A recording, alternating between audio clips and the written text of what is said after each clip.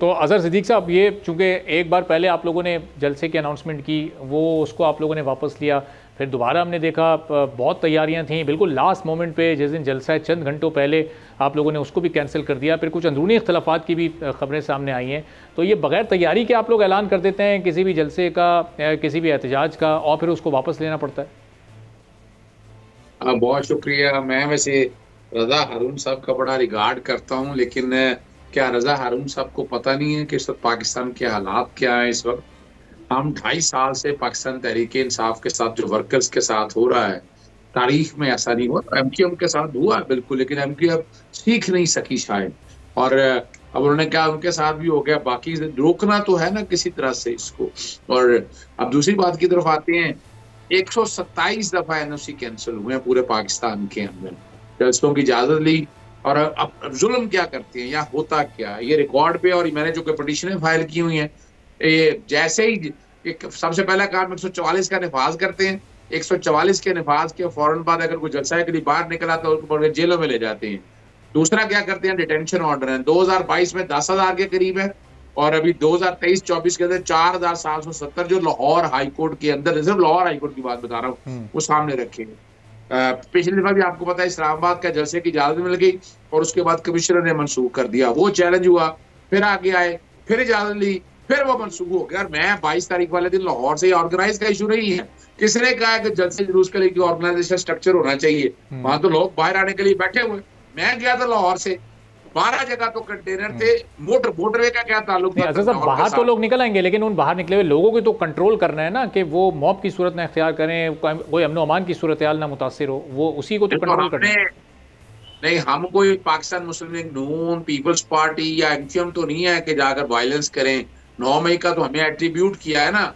अभी तक एविडेंस क्या है 9 मई की? किसी कोर्ट में कोई सजा हुई है?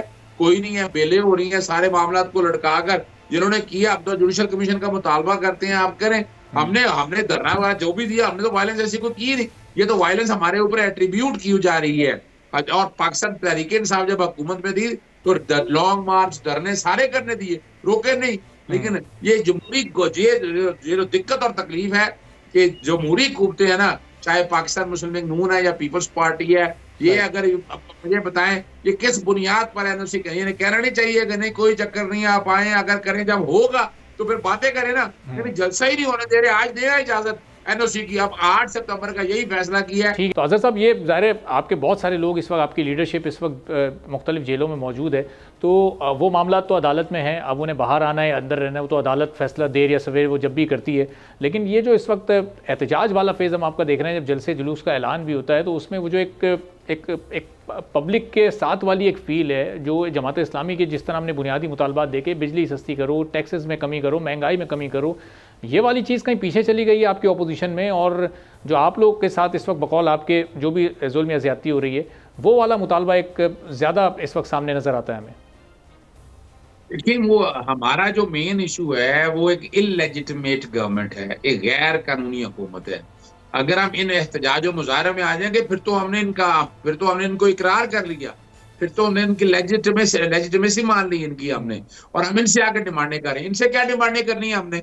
यानी मेरी बात सुने, चले जमात इस्लामी ने एहतजाज करके रिजल्ट क्या ले लिया? वजह क्या है कि जो कि अवाम की नुमाइंदा हुकूमत नहीं है। जो अवाम की नुमाइंदा हुकूमत होती है उसकी नब्ज पे हाथ होता है। आपने अब्दुल मालिक बलोच साहब का अगर आपको याद हो, आसमा जहांगीर फाउंडेशन में उन्होंने बलोचिस्तान के हवाले से ये भी बात कहा था। अभी कराची सिंध के अंदर भी नुमाइंदा जमात वो नहीं है जिन्होंने वोट लिए हैं। तो ये कहना कि हम जब ये छोड़ दें, जिस तरह के हालात उनको दे रहे हैं, जिस तरह की फैसिलिटेशन, अब मैं तो नहीं कहूंगा जो कि एहतजाज हो रहे हैं वो कर रहे हैं, लेकिन हमने देखा कि तहरीक लब्बैक पाकिस्तान इस तरह वहां पहुंची। हाँ, फिर जमात इस्लामी भी पहुंच गई, फिर आपने मजहबी जमातें भी देखा, कोई पर्चे देके 144 की, हालांकि 144 का निफाज था, 144 का निफाज था। बता दें, मैं आपको गिनवा देता हूँ सारे डिटेंशन ऑर्डर मैंने आपके सामने गिनवा दिए। 144 के हवाले से पर्चे हमने करवा दिए। यानी ये जो तरीका कार ना, हमारी जो देखिए बुनियादी हकूक है हमारे, आर्टिकल 15, 16, 17, ये सारे बुनियादी हक है। इस हुकूमत, पाकिस्तानी तारीख में ऐसी हुकूमत मैंने नहीं देखी है कि जिसका काम क्या है, यानी या तो खुल के देखे ना, या तो जो पीछे बैठे हुए छुप के एस्टैब्लिशमेंट वाले लोग सामने आए ना, सामने आके बात करें। यानी बजाय ये यानी जाए ये कि अपनी एग्जेक्टिव अथॉरिटी को एक्सरसाइज करे, अपनी जमहूरी रवायात को बरकरार रखे, उनके पीछे रखकर मैं अभी आपके सामने कई इदारे बता देता हूँ, बता दें कि कई ऐसे दीवाने जो हमारे सिविल इदारे हैं उनके सरबराह कौन है, आप अंदाजा लगा लें कंट्रोल कौन कर रहा है, अभी आपकी मईशत कौन कंट्रोल कर रहा है। अगर मैं उन बातों की तरफ आऊँ तो ये छोड़ दें, जमहूरी कुछ नहीं है भाई, ये तो बेचारे कुछ बादल के साथ जो वजीर आजम है मुलाजमत कर रहा है, महीने की तनख्वाह उसको कोई मिलती है और छुट्टियां मर्जी से है। नहीं, महीने की तनख्वाह नहीं लेते हो, वो कहते हैं कैबिनेट मेंबर्स महीने की तनख्वाह नहीं ले रहे, सारी मुराद छोड़ी हुई।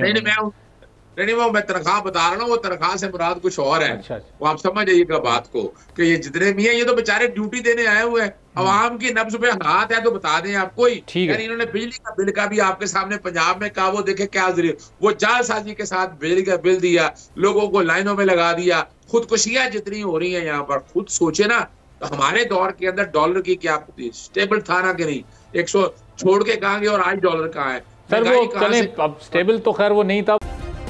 सब्सक्राइब करें और बेल दबाएं ताकि कोई खबर रह न जाए।